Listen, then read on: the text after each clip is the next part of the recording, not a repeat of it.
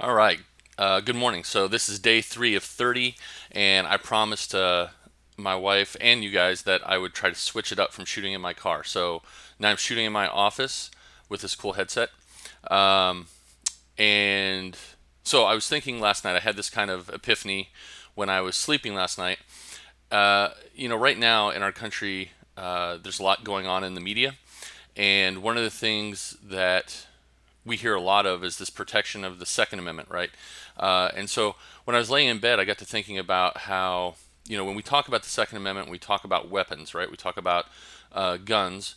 We expect people to have good training in them and to handle them responsibly, and that they can be used for multiple different purposes, right? We can have ones that you can use it to protect your family. You can use it to provide food or hunting to your table. But at the same time, they can also be used in ways to destroy something, to destruct something, and hurt something. Just depending on who's holding it, the type of training, et cetera, so on. And so in my head, what popped in was words, right?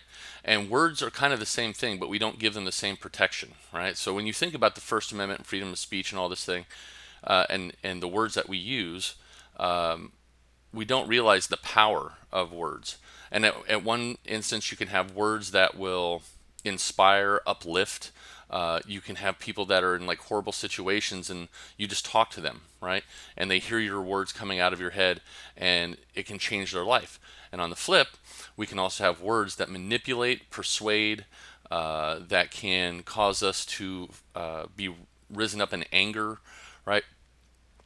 But yet we don't really protect our words all that much, right? We, especially in these days of social media, uh, we go out and we just spew, right? Either behind our keyboards or in public, and we don't really, reflect. I think we don't guard our words and give them the same protections that we would a weapon, because we go, how could we be influenced by something that we see or hear? And I'm like, how do we not see that, right? So when somebody, for example, we're hearing things about deep fakes, right? So people come out and they show a picture of somebody saying something, and that can literally drive people to vote a different way or to become, angry. And so I guess my thing is that I want folks to realize the power of words, right?